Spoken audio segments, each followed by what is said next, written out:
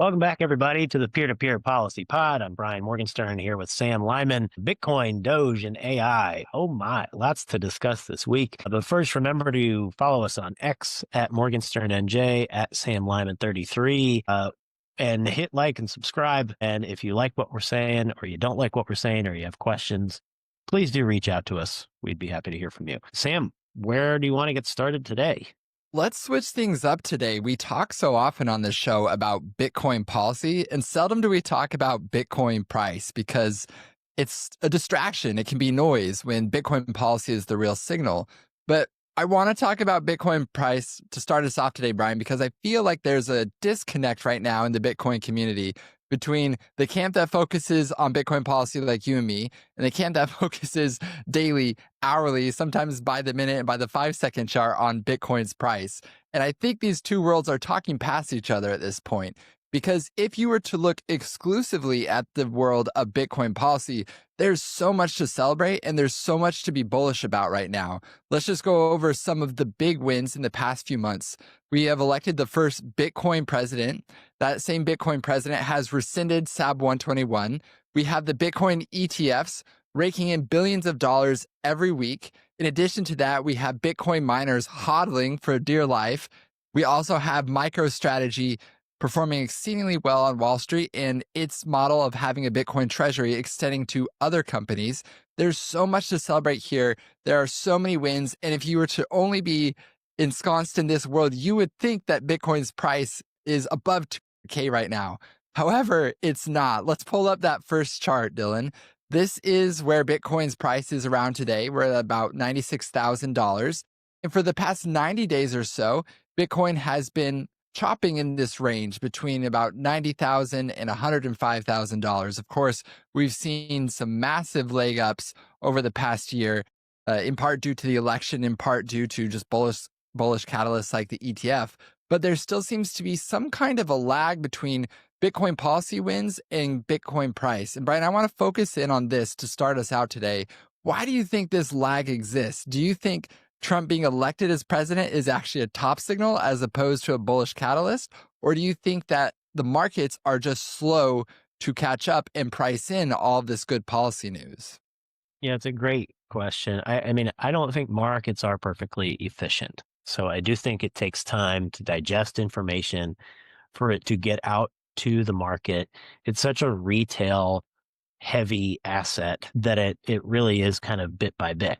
Gradually, then suddenly, as the saying goes. But let's not forget, for the folks who focus on the 5-second or 5-minute or daily price, it's always gone up and to the right over the long term. I mean, this was an asset that didn't have any value 15 years ago, and now it's the 7th most valuable asset on Earth.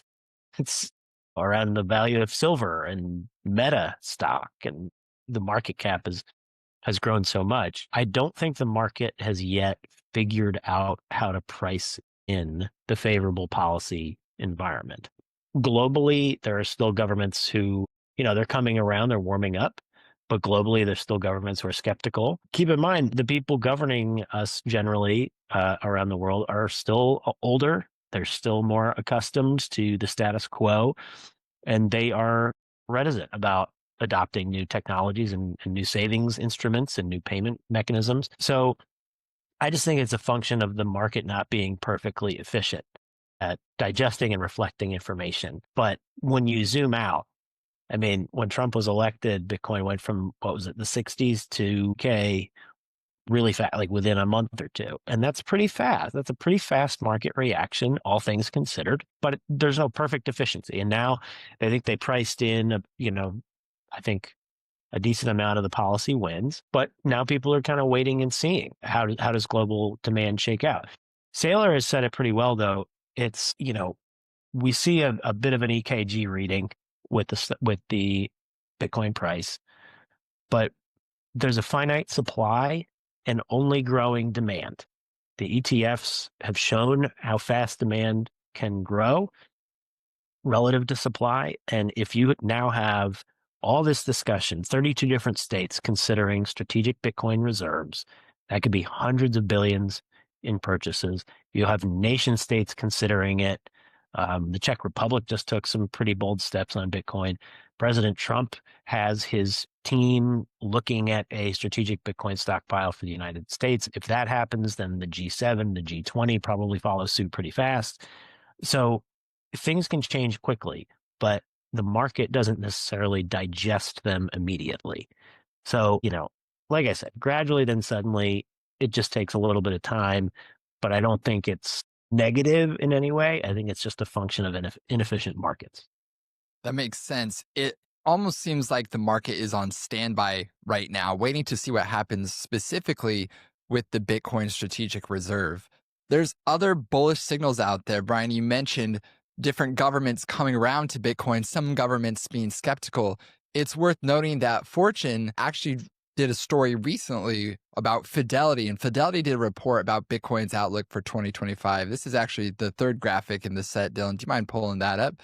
So, Fidelity predicts countries and central banks that once avoided Bitcoin will start buying it in 2025. Foremost among them might very well be the United States, as you mentioned. Something else that's worth looking at is Bitcoin's performance denominated in gold. If we pull that graphic up as well. So, gold has taken a lot of the headlines this year because it's performed exceedingly well.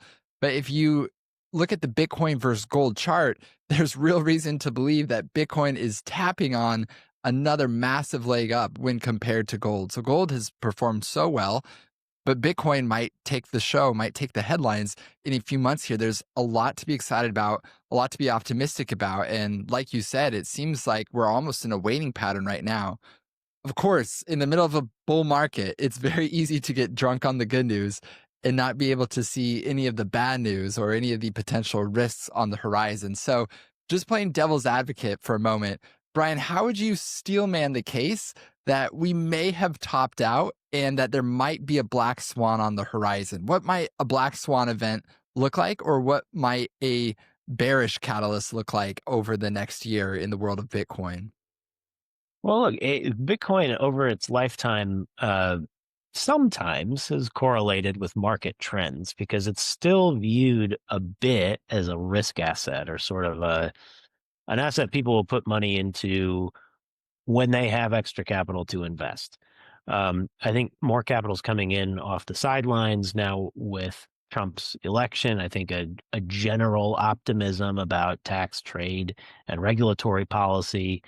Um, so that contributes to part of Bitcoin's price increase. If things get a little more uncertain, in the first term when Trump was very active with tariffs, for example, there was a lot of market volatility there. So if people start to get a little uneasy, now, of course, we're going to have a lot of job cuts as a result of DOGE. A lot of the job increases in the jobs reports over the course of the Biden administration were related to public sector and healthcare jobs, highly regulated and direct government employment. So if a lot of that is going to get cut, you might have some jobs reports in the short term before people are successfully transitioned to the private sector, tens of thousands or hundreds of thousands.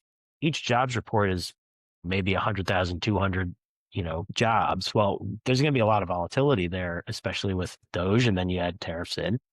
We could have a period of time where there's some economic anxiety and maybe a market downturn, and Bitcoin could follow suit in that case. But the counterweight, as I said, is there's a fixed supply and virtually unlimited demand. And if the demand starts going up, the price should go up. I would add on the bear case side, though, that part of Bitcoin's sort of value proposition is to hedge against inflation of currencies. And if the United States is going to get its fiscal house in order, that is probably a bull case for the dollar and a bit of a bear case for Bitcoin. But that doesn't mean Bitcoin isn't a relatively stable store of value, but it means that's an element of the case for Bitcoin that is weakened relatively. So I don't know. I think this is the balancing act, at least I think about in how to think about what that price curve is going to look like in the months to come. I still think hodling and dollar price averaging is your best bet because over time, more people in the world, many, many millions more, are going to start adopting Bitcoin. Institutions, governments are going to start adopting. That's more demand for a finite supply. Over time, it's going to go up. But just being willing to hodl and stay along for the ride, I think, is the name of the game. This is not a speculator's asset necessarily, like some meme coins are and other digital assets. This is more of a store of value like gold. And if it becomes the modern investment instrument for gold bugs, then it's probably going to like 10x in price in the years to come. And I think the demand will be there to probably make that happen. It's just, do you have the intestinal fortitude to stay on that ride for long enough? If anybody who's held Bitcoin for 4 years, I think, has never lost money. It's the people who speculate, who buy, who try to time the market that end up losing money. So long term, it'll be okay. But these are some of the short term events or market implications that I would look at. Yeah, I feel like that's a really sober perspective on the markets right now. There's a lot of bullish news out there that definitely outweighs the bearish news at this point. Of course, things can change, but Brian, what you said, that everyone who has held Bitcoin for more than a few years ends up winning out in the end, or at least historically that's been the case. I always bring that up whenever anyone asks me, is it a good time to buy Bitcoin? I respond to them, it is depending on your time horizon. If you're looking to make a quick buck, it's a dangerous game. You could make money with Bitcoin, but if you're looking to save over the long term, in the same way that you might start a high yield savings account or a brokerage account tied to a S&P 500 ETF or buying gold, then Bitcoin is a very good option to have in that kind of diversified portfolio. And adding to the bullish news, we have great news out of Texas this last week. The Texas Senate actually held a hearing about the merits of a Bitcoin reserve. And during that hearing, our colleague Pierre Richard, who's somewhat of a legend in the Bitcoin community, he actually testified and he gave a really good elevator pitch on why a Bitcoin reserve is a good idea on the state level. Let's give that a listen. The Bitcoin software downloads the entire history of the ledger. Every transaction is checked to make sure that nobody is creating Bitcoin outside of the issuance schedule. Bitcoin can only be issued through a competitive public mining process, unlike other cryptocurrencies such as Ethereum or XRP. Bitcoin is not dilutive, as there will always be fewer than 21 million Bitcoin, a finite scarcity. The average Bitcoin has been held longer than 2 years, and Bitcoin will continue to accrue long-term value. So now is the perfect time to make a strategic investment. Now is the perfect time to make a strategic investment, said by the man wearing the orange tie, Pierre Richard. It's a great elevator pitch for why Bitcoin reserves are a good idea on the state level. And this is exciting news. Texas seems to be moving along pretty quickly with this Bitcoin reserve bill. Both the governor has tacitly endorsed it, and the lieutenant governor is very much behind it as well. Of course, there's always the haters out there. And in regards to the Texas Bitcoin Reserve Bill, some of the haters are saying that this is purely symbolic. It won't have any real impact on policy, and that there's not a whole lot of meat on the bones with this bill. Brian, what would you say to the haters in this scenario? I would say to the haters that you're either uninformed or acting on some other interest than the state of Texas and the people of Texas, because this really does make sense for the state. And the chairman of the committee, Dr. Schwartner, Senator Schwartner, actually made the case quite well. He sounds like a Bitcoiner, talking about how inflation is a real problem. Profligate spending at the federal level has devalued the dollar, and ultimately currencies are really worth the paper they're printed on, aside from the faith people have in them. And here's a finite asset that's meant as a hedge against inflation. Texas is trying to be a sort of a bulwark, a free market economy, when the national government, the federal government, can sometimes be a drag, particularly with devaluing the currency. So he wants to strengthen Texas's balance sheet. I think this is a responsible way to do it. They've, I think, crafted a way that minimizes risk while still being able to participate and enjoy some returns for the state. So I think, for the haters, there was some wild-eyed gobbledygook that didn't make a lot of sense. And for the proponents, I think there were some pretty well-reasoned arguments, like the ones Pierre just made. So it seemed to have been a very positive hearing for the bill. I think it matters that the lieutenant governor has made it a priority bill. I think it matters that the chairman of the committee of jurisdiction is the one who introduced the bill. And we've got a very influential sponsor of a similar bill in the House. So it seems like it's going to move forward. I think Texas is competitive. They want to beat other states to the punch. They want to beat the federal government to the punch. So I think there's a very good chance that this starts a cascading effect, a snowball rolling down the hill, if you will, of strategic Bitcoin reserves at the kind of sovereign level that, again, it's probably going to increase the demand. And when there's a fixed supply, an increased demand means number go up. So I don't know. I was very encouraged by the hearing yesterday. And many of the senators were quite well informed, and some of their concerns were, perfectly fine. They had good questions, but I think there were good answers as well. So I found it a very interesting discussion. I think it was sort of an advanced discussion, particularly for a state legislature where it's a part-time job. They're not necessarily immersed in every single issue, but I think they're learning a lot about this because they know they have to, because it's being adopted by so many people all over the world. So really, really cool discussion to see at the Texas State Senate. Yeah, definitely. And there was such a stark contrast between the Bitcoin supporters and the Bitcoin haters at the hearing itself. You had one of the haters making some convoluted analogy, I think, with Girl Scout cookies and Bitcoin that just didn't really land with the legislators, and you could tell in real time. So sometimes our haters are the best evidence that Bitcoin is a good idea. So it was a really good hearing, really positive to see that. And Brian, you mentioned the cascading effects that could result from this single bill alone. Let's talk about that. Let's go into it a little bit more. If Texas were to pass this Bitcoin reserve bill, they would likely be the first state, really the first US related government to pass a Bitcoin reserve. What do you see playing out with the game theory after Texas goes first?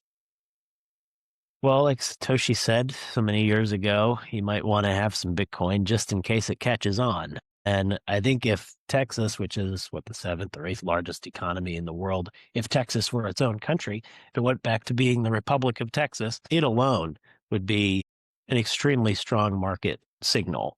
And, Senator Schwerter pointed out, I think 32 states are considering this. So I think the race is on to get it done. And if Texas gets it done, I think that adds a sort of a stamp of legitimacy and a lot of momentum for other states to start acting. And then it'll be up to the federal government and other governments to catch up from there. I agree. I'm reminded of SAB 121. SAB 121 is sort of a wonky issue that's in the weeds for a lot of people. But what that new measure does effectively is it allows banks to custody Bitcoin. By the same token, this Bitcoin reserve bill will allow states like Texas to start custodying Bitcoin. It will legitimize Bitcoin on the state level in the same way that SAB 121 legitimizes Bitcoin on the bank level. And so you might not see the immediate impacts coming from this bill in the first month or two, but over the next year, 2 years, 3 years, and decade, I think you're definitely going to see a sea change in how states across the United States and really across the world view Bitcoin. They increasingly are going to see it as a good savings instrument, a hedge against inflation, and something that makes sense to have as part of a state treasury. So really exciting news there. And one thing I want to touch on in Pierre's testimony is he hits pretty heavily on that theme of transparency. That is the beauty of Bitcoin. It is the most transparent monetary network in the world. You can see every transaction that's ever taken place since Bitcoin's inception. You can see how much Bitcoin someone owns just by knowing their wallet address. And so, unlike the federal government, where DOGE is really focused on auditing these different departments because it's a black box when it comes to our nation's finances, Bitcoin being on the state treasury or on the federal government's balance sheet is something that anyone can verify, anyone can check at any time. It is the very principle of transparency brought to a system of money. It's a beautiful thing, and it really resonates with the spirit of DOGE and the spirit of the times that we're seeing right now. And that's actually something that a lot of federal bureaucrats in DC, a lot of swamp creatures, so to speak, are taking issue with. DOGE is exposing a lot of waste, a lot of fraud, and a lot of abuse. And they're pushing back, saying that what Elon is doing and what Trump is doing generally is a threat to democracy. But they overlook the fact that transparency and democracy have a pretty close relationship. Brian, let's just dig into DOGE for the next few minutes here. What is your take on the pushback against DOGE so far and the effect that greater transparency will have on our democracy? Yeah, I think DOGE is helping to right the ship in America. The permanent Washington has been looking at each elected president with kind of crossed arms and saying, I was here before you were elected and I'll be here after you leave office. So good luck. But I think what the American people are looking for is a more responsive government that actually changes based on what the electorate has said in each election. And I think it's a really important point that Elon is making. Um, this is something President Trump campaigned on. He brought Elon to the rallies. He said he was going to set up an efficiency operation, and they were going to start downsizing the government. We've been spending insane levels. I mean, $2 trillion deficits was virtually unimaginable just a few years ago. So it's not like this is unheard of or undoable. The conventional wisdom, which is wrong so often, is that you can't make dramatic change. But Elon's showing, no, yeah, you can actually. We were if we got back to a spending level that we were at like 5, 6 years ago, we would have a balanced budget. Like that's how recent in time we were at sustainable levels of spending. And then over the Biden years, of course, we have just absolutely exploded the budget.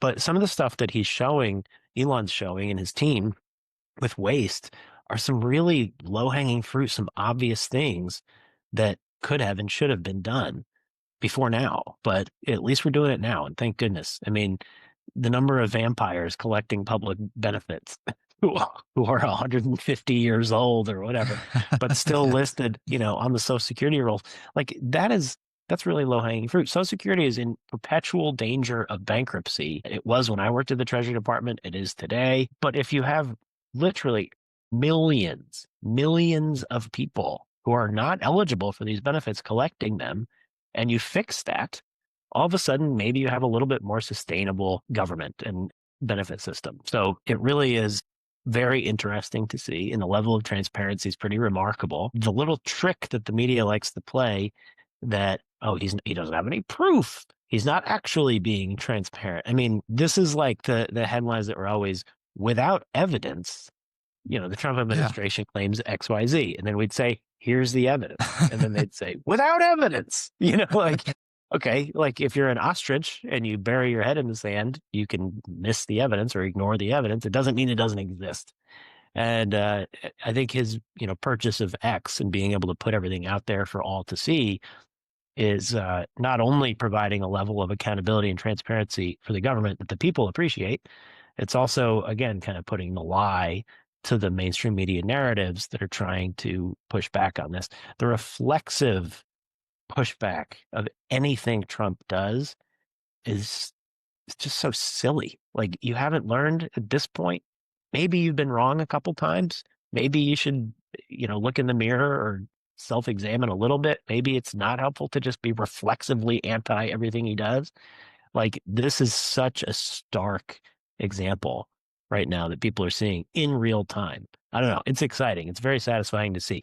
The only, I guess, kind of, well, there's some sadness. I mean, people losing their jobs is not good. Like, I have a lot of sympathy for people, but having worked in the federal government, I can tell you it is rife with waste. It is full of jobs that shouldn't exist. So I think repurposing people's talents, allowing them to be productive rather than taking resources through government, it's going to be much, much better for the country. There'll be some short-term pain, but it's going to be long-term huge gains. Agreed. And there are a lot of great public servants out there who are hardworking and committed to American values. And my hope is that they all get to keep their jobs, but those who were really just there to collect a check, were really just there to have a cushy career and knew that their home jobs were wasteful, I hope that they can find employment elsewhere that's more productive for the economy, because it is a difficult time. It's a difficult transition, definitely, but I think it's something that necessarily needs to be done for the United States. So in addition to all of the above, Elon got on an interview this last week with Sean Hannity. It was a fascinating interview where it was President Trump alongside Elon Musk talking about the efforts with DOGE.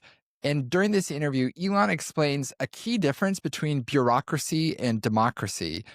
The ultimate deep state rag is the Washington Post, and their tagline for so many years has been democracy dies in darkness. I think we'd all agree with that. There's a pretty critical link between transparency, shining sunlight on what government does, and the strength of our democracy, which is exactly what DOGE is doing. It's shining sunlight on all the areas of our government that were in the shadowlands, that were kept away from the American people because the finances were so dirty, were so wasteful, and so abusive. And so DOGE is shining a light on all of those areas. And here in this clip, Elon explains the difference between living in a democracy and a bureaucracy. Let's give that a listen. I just want to point out this is a very important thing because the president is the elected representative of the people. So he's representing the will of the people. And if the bureaucracy is fighting the will of the people and preventing the president from implementing what the people want, then what we live in is a bureaucracy and not a democracy. He makes a critical point. The president of the United States is the representative of the democratic will of the people. But for so long, he's been stymied in his first administration by the federal bureaucracy at every turn. Brian, I think you saw this up close and personal. At every turn, President Trump would try to push forward with a certain reform, and the lifelong bureaucrats in those agencies would try to impede it, would try to slow it, or would try to ignore it altogether. So Elon's making the case here that maybe for a long time we've actually been living in a bureaucracy, not a democracy. Brian, what is your take on that idea? Do you think that for a long time we have been living under a bureaucracy, under rule by bureaucrats, as opposed to rule by a democratic regime? If so, how long? And do you think Trump can actually fix it? Yeah, it's been a long time. One thing that I will give the Democratic Party a lot of credit, they would staff up an administration with their own appointees, and then towards the end, they would typically help those appointees burrow. We call it burrowing into the government with career positions from which it was nearly impossible to get fired. And so it was a one-way ratchet. The bureaucracy always grew in scope and in power. And when the Democrats were in charge, the Democrats were in charge. And then the Republicans would win an election and the Democrats would still really be in charge because they had such a vast web of employees and personnel as policy. So if you're going to have a government that's responsive to the people, it has to be small d democratic instead of big D democratic. And so it's a really important point that Elon makes that part of DOGE's responsibility is to make sure the president's orders are actually carried out. And, I hate to give credit to Vladimir Putin, but he made this point that over several presidencies, he would negotiate some kind of agreement with a president and then someone else in the government. And this happened under Democrats and Republicans. And then someone else in the government would, hamper it or prevent it or slow it down or come up with some entirely different conclusion because there wasn't enough cohesiveness between the executive and the actual machinations of government. So, that's a real problem, particularly if you're executing foreign policy, but it matters, of course, in every area of policy. So I think we have had a big, clunky, bureaucratic government. A more slimmed down, nimble, and responsive government is how we also increase faith in our institutions. It's, the bureaucracy, I think, is part of the reason people generally just don't like our government because they're not responsive to the people. So if we can fix that or at least make it better, it's going to lead to more success, not only for the Trump administration, but for actual policy wins that make people's lives better and will have us more closely akin to, a government of by and for the people. And I think it was Lincoln who said that, that's what we strive for. And with the bloat that has happened over the last couple of decades, we've really strayed away from that. So getting back in that direction would make a hugely successful presidency. Couldn't agree more. There's been some critique on the right, actually, that cutting government and removing a lot of this waste and laying off a lot of federal employees isn't enough. Instead, these federal bureaucrats should be replaced with people who are more aligned with the America First movement. I personally don't believe that because if you simply cut a lot of the workforce, Democrats have to justify essentially doubling the federal workforce in the next administration. just in order to get their people back in. And that requires significant funding from Congress, which is really difficult to achieve. So there's a lot of different perspectives on this issue. But I think cutting the federal workforce, right sizing the government is what the American people elected Donald Trump to do. I hear over and over with Elon running DOGE and grabbing headlines. There's this refrain from the Democrats: this isn't what we voted for. This isn't what the American people voted for. No, it's exactly what the majority of Americans did vote for. For anyone paying any attention at all to the Trump campaign during the summer months, you had Elon there saying exactly what he was going to do with DOGE. And that was a very significant part of the support that Trump received in the late months of the campaign. Everyone who sees Elon Musk, whether you love him or hate him, can't deny he is arguably the most efficient capital allocator in the world. And to have that person looking at our government finances, looking at potential areas of inefficiency, that's something that the American people want. Of course, he could go about this sometimes in a more tactful way, but at the same time, a lot of this work needs to be done, and it is what the American people elected Donald Trump to do. So there's a lot happening on the domestic front. But of course, the Trump administration's boldness extends well beyond our borders. And we saw that just last week with JD Vance's trip to Paris and to France, where he spoke on AI innovation and the need to accelerate. Let's just switch gears for a second here, Brian, to close out today, talking about this specific subject of AI, tech regulation, and our relationship with Europe. Let's give a quick listen to a clip from JD Vance's speech last week. Trump administration will ensure that the most powerful AI systems are built in the U.S.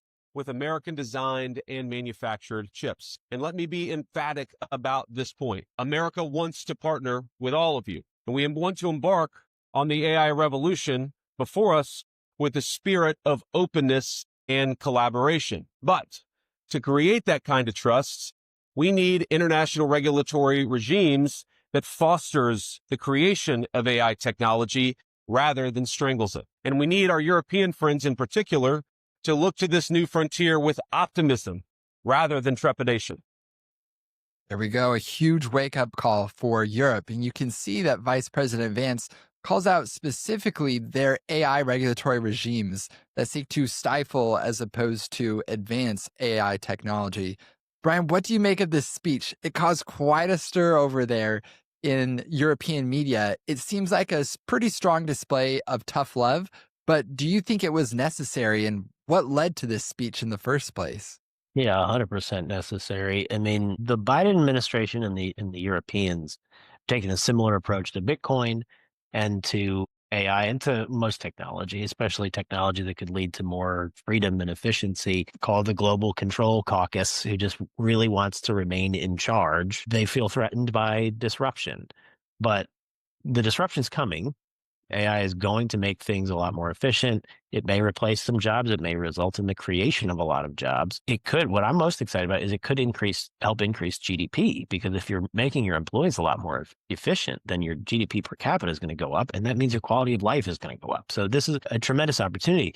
But, for example, the Biden administration's approach, we've talked about Mark Andreessen's meetings with the Biden White House and how they said, don't invest in startups. We're going to allow a certain number of hyperscalers to participate in this market that we can keep our thumb on and we can control. And we can make sure our power centers are preserved. That is not how the U.S. is supposed to operate. We're supposed to foster innovation.